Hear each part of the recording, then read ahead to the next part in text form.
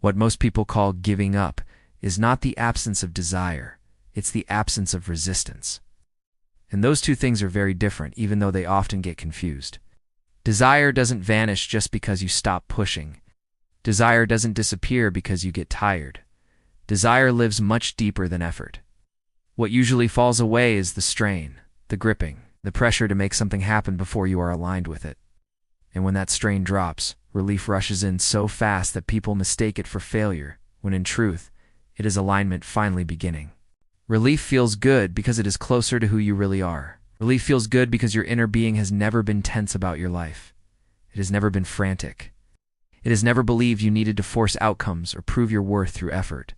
Your inner being has always known that what you want is already in motion. So when you stop fighting, stop pushing, stop demanding that things happen on your timeline, you feel better not because you quit, but because you stopped arguing with yourself. Many ambitious people reach this moment quietly. Not in dramatic breakdowns, but in subtle exhaustion. The kind where you still want the thing, but you no longer want to pay the emotional price you've been paying. You don't want to hustle for it anymore. You don't want to justify it. You don't want to keep explaining why it hasn't happened yet. So you loosen your grip. Suddenly your nervous system exhales. That exhale is relief. Relief is not the end of the path. It is the opening of it.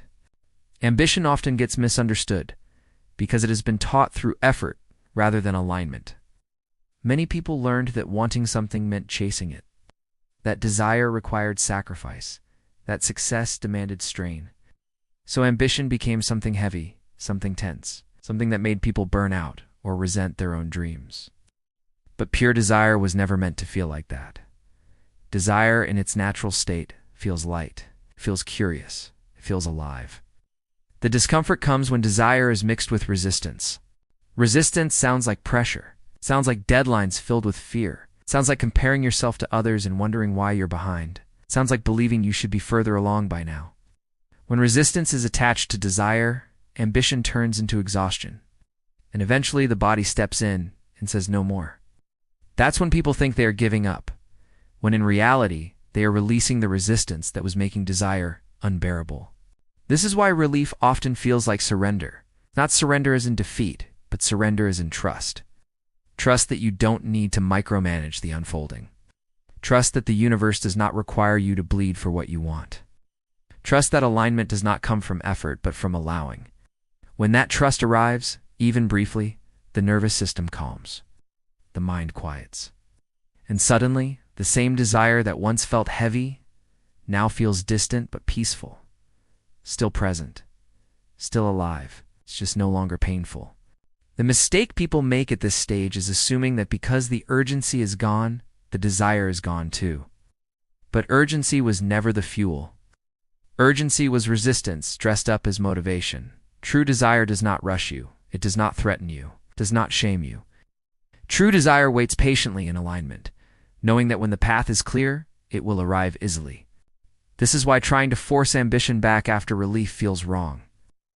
The moment you start pushing again, the tension returns. The tightness in the chest, the mental noise, the emotional friction. And that contrast teaches you something important. It shows you that relief is not laziness. It is guidance. It is your emotional system telling you that you are closer now than you were before. Relief is not where manifestation stops. Relief is where it begins to accelerate. From relief, clarity comes. From clarity, inspired impulses arise naturally, not frantic actions, gentle ones. Ideas that feel obvious instead of overwhelming. Moves that feel light instead of desperate. When people say things started happening after they stopped trying so hard, this is what they mean. They stop blocking the flow with resistance.